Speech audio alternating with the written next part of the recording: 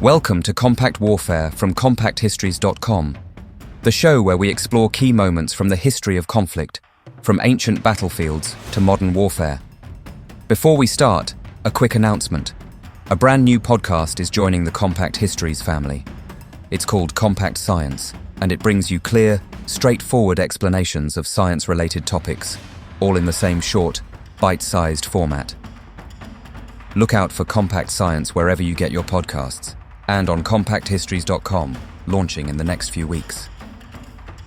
With that being said, let's get back to the show. This is episode 66, the Battle of the Somme. By the end of 1915, the First World War had ground itself into a stalemate that nobody had planned for, and nobody knew how to escape. The Western Front stretched from the North Sea to the Swiss border, locked in trench systems that had barely moved for over a year. Casualties were already staggering, yet neither side could deliver a decisive breakthrough. For the Allies, something had to change in 1916, not because victory was within reach, but because inaction meant slow exhaustion and eventual collapse. The immediate pressure came from the east. In February 1916, Germany launched a massive offensive against the French at Verdun, deliberately targeting a position the French felt compelled to defend at any cost. The objective was not to seize ground, but to inflict sustained casualties that would exhaust the French army. By spring, French casualties were mounting at an alarming rate, and their capacity to sustain the war was in real danger. Britain, whose army was still expanding and relatively untested, was now expected to take on a far larger role. The Somme offensive emerged from this crisis. Originally planned as a joint Anglo-French attack designed to break through German lines, events at Verdun reshaped it into a relief operation. The objective became simpler and far more grim. Force the Germans to divert troops away from Verdun by attacking along the River Somme, where British and French forces operated side by side. If a breakthrough could be achieved, so much the better, but even failure might still serve a strategic purpose by easing pressure elsewhere. British leadership also saw the Somme as a necessary proving ground. Lord Kitchener's volunteer army, raised in 1914 and 1915, was now ready for large-scale combat. These were not professional soldiers, but civilians turned infantrymen, trained quickly and sent into an industrial war that rewarded experience above all else. The Somme would be their first major test, whether the army was ready or not. Underlying all of this was a deeply flawed belief shared by many commanders on both sides. There was confidence that a massive artillery bombardment could destroy German defences, cut barbed wire, and shatter morale to the point where infantry could simply walk forward and occupy the enemy trenches. It was an idea born from hope, theory, and limited evidence, rather than battlefield reality. The Battle of the Somme happened because the Allies felt they had no better option, and because the true nature of modern industrial warfare was still being learned the hardest way possible. The plan for the Battle of the Somme rested on confidence in artillery. Allied commanders believed that modern firepower could solve the problem that trenches had created. If the German front line could be smashed thoroughly enough, the infantry advance that followed would face little organized resistance. It was an attractive idea because it promised a breakthrough without catastrophic losses, or at least with losses that could be justified as necessary and controlled. At the center of this belief was the preliminary bombardment. For 7 days before the attack, British and French guns would pound German positions along a broad front. More than 1 million shells were fired, targeting trenches, dugouts, machine gun nests, and barbed wire. Commanders expected the wire to be cut, the trenches to collapse, and the defenders either killed or too shaken to fight effectively. Reports from aerial reconnaissance were often optimistic, reinforcing the belief that the bombardment was working. The infantry plan reflected this optimism. British soldiers were ordered to advance in long lines, maintaining formation and pace rather than charging forward. This was not carelessness so much as assumption. If the bombardment had done its job, speed and aggression would be unnecessary. Men would cross no man's land, occupy the shattered German trenches, and push on before reserves could respond. The attack would be broad rather than deep, designed to overwhelm the enemy everywhere at once. There were, however, serious weaknesses baked into the plan. Many British shells were poorly manufactured and failed to explode on impact.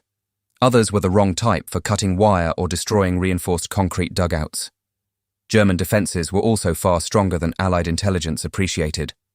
Deep shelters allowed defenders to survive the bombardment and emerge once it lifted. Machine gun positions, often well protected, remained largely intact. Communication was another critical flaw. Once the attack began, commanders would struggle to receive accurate information from the front. Telephone lines were easily cut by shellfire, runners were slow and vulnerable, and visual signals were unreliable in smoke and chaos. Despite this, the plan assumed that progress could be monitored and adjusted in real time. On paper, the Somme offensive appeared methodical, overwhelming, and modern. In reality, it relied on assumptions that had not been properly tested in conditions like those on the Western Front. The gap between theory and battlefield reality would become brutally clear once the bombardment ended and the infantry climbed out of their trenches. The Battle of the Somme began at 7:30 a.m. on the 1st of July, 1916, immediately becoming the bloodiest day in the history of the British Army. Along a front of roughly 25 kilometres, tens of thousands of soldiers climbed out of their trenches and advanced towards German lines that, contrary to expectations, were largely intact. By nightfall, the scale of the disaster was impossible to hide. The preliminary bombardment ended moments before the attack, lifting to targets further back to allow the infantry to move forward. Instead of shattered defences, many German units emerged from deep dugouts that had protected them throughout the shelling. Machine guns, pre-sighted and well-supplied, were quickly brought back into action. As British troops advanced across open ground, often carrying heavy equipment, and ordered to maintain formation, they were met by concentrated fire. The casualty figures tell the story starkly. On the first day alone, the British Army suffered around 57,000 casualties, including more than 19,000 killed. Entire units were devastated within minutes. Some battalions lost over half their men before reaching the German wire. In certain sectors, soldiers never got close enough to test whether the bombardment had cut the defences at all. The experience varied along the front. In a few areas, particularly where French forces attacked further south, some gains were made. French artillery was generally heavier and more accurate, and their infantry tactics more flexible. These successes, however, did little to offset the catastrophe unfolding in the British sectors, where most attacks failed almost immediately. Command and communication problems compounded the disaster. Many senior officers believed progress was being made because no contrary information was reaching them. Telephone lines were cut, runners were killed or delayed, and smoke obscured the battlefield. In some cases, attacks continued long after it was clear on the ground that they had no chance of success. For the soldiers who survived, the 1st of July was a traumatic initiation into industrial warfare. Expectations of a manageable advance collapsed in the face of mechanized killing on a massive scale. The first day of the Somme did not break the German line, nor did it significantly relieve pressure on Verdun. What it did do was reveal, in the clearest possible terms, how deadly the gap between planning and reality had become. The battle would continue for months, but the Somme's reputation was sealed within its opening hours. After the catastrophe of the 1st of July, the Battle of the Somme did not end. Instead, it settled into a grinding pattern that would define the rest of the campaign. Attacks were renewed again and again, often on the same ground, with limited objectives and limited gains.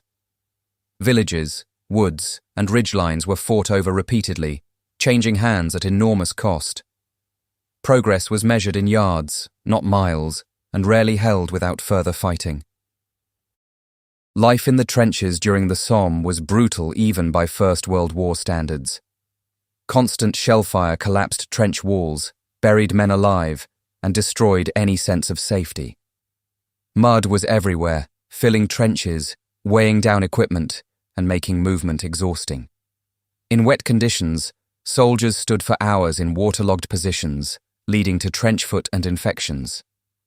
Sleep was irregular and often impossible, broken by bombardments or orders to move. Death came in many forms. Artillery remained the greatest killer, with shells falling unpredictably and without warning. Snipers picked off anyone who exposed themselves above the parapet. Raids at night added another layer of danger, as patrols slipped into no man's land to gather intelligence or harass enemy positions. Even when no major attack was underway, casualties mounted steadily through accidents, illness, and routine exposure to danger. Psychological strain became as serious as physical injury. Prolonged exposure to noise, fear, and exhaustion led to what was then called shell shock. Men broke down, becoming unable to function under fire. At the time, understanding of psychological trauma was limited, and responses ranged from sympathy to punishment.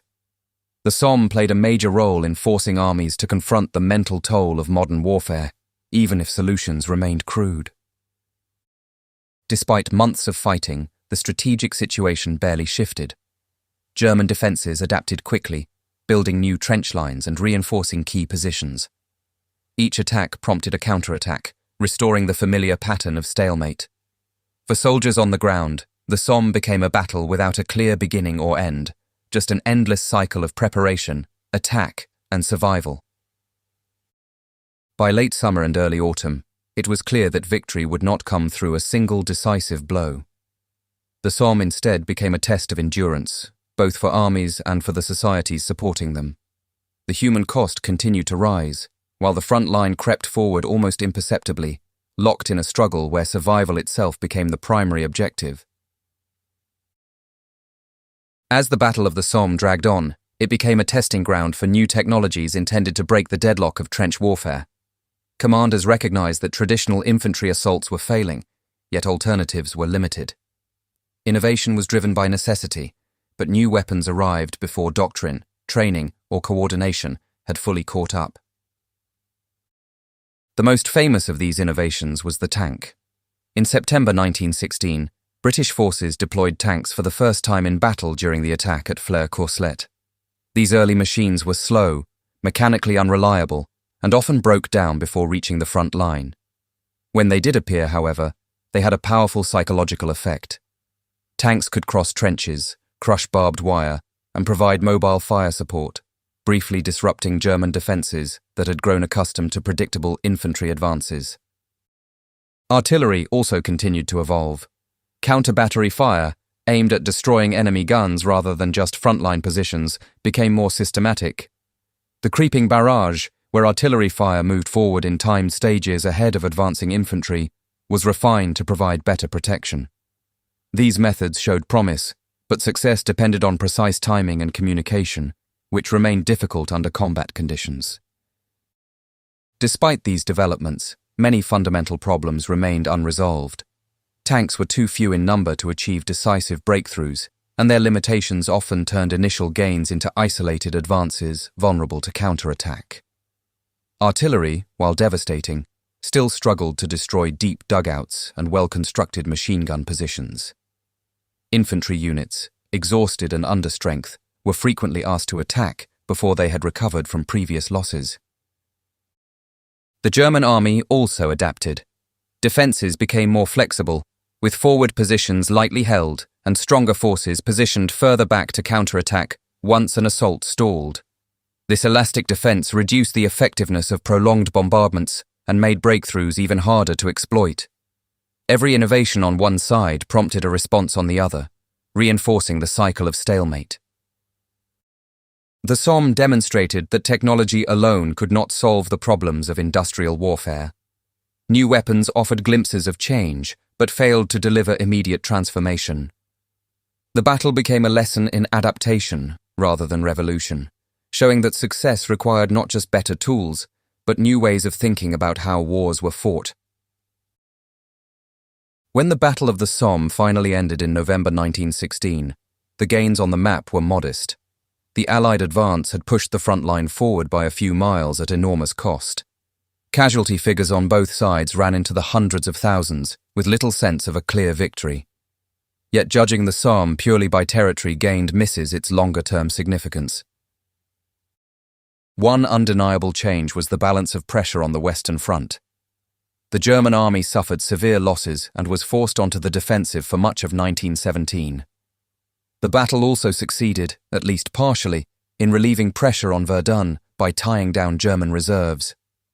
While these outcomes came at a terrible price, they shaped the strategic environment for the rest of the war. The Somme accelerated changes in how armies fought. Artillery tactics improved, coordination between infantry and guns became more sophisticated, and the importance of flexible defense and depth was increasingly understood. The first use of tanks, though limited, pointed towards the future of mechanized warfare. By the later years of the war, many of the lessons learned painfully on the Somme would be applied more effectively. However, much remained unchanged. The war was still one of attrition, dependent on industrial output and manpower rather than decisive maneuver. Breakthroughs remained rare and difficult to exploit. Soldiers continued to face appalling conditions, and casualty rates stayed high. The Somme did not end trench warfare, nor did it provide a simple solution to the problems of modern war. Perhaps the most lasting impact was psychological. For Britain, the Somme became a symbol of sacrifice on an unprecedented scale. Entire communities were affected as volunteer battalions suffered devastating losses. The battle altered public perceptions of the war, eroding early optimism and replacing it with a more sober understanding of its cost. In historical terms, the Somme stands as a turning point rather than a triumph. It exposed the limits of pre-war thinking and forced adaptation through experience rather than theory. What it changed was how war was understood and fought. What it did not change was the fundamental reality of industrial conflict, where progress was slow, victory was uncertain, and the price was paid overwhelmingly by those on the front line. That brings us to the end of this episode of Compact Warfare, part of the Compact Histories Network. If you enjoyed it, please follow or subscribe wherever you're listening so you don't miss any future episodes, and consider leaving a rating or review, as it really helps new listeners find the show. You can find more episodes at compactwarfare.com, where you can also explore our other podcasts covering biographies, history, disasters, mysteries, and true crime. You can also follow us on Facebook, Instagram, and Pinterest. Finally, please consider supporting the show directly by buying us a coffee. Head on over to compacthistories.com/warfarecoffee to see how. Thanks for listening, and I'll see you next time.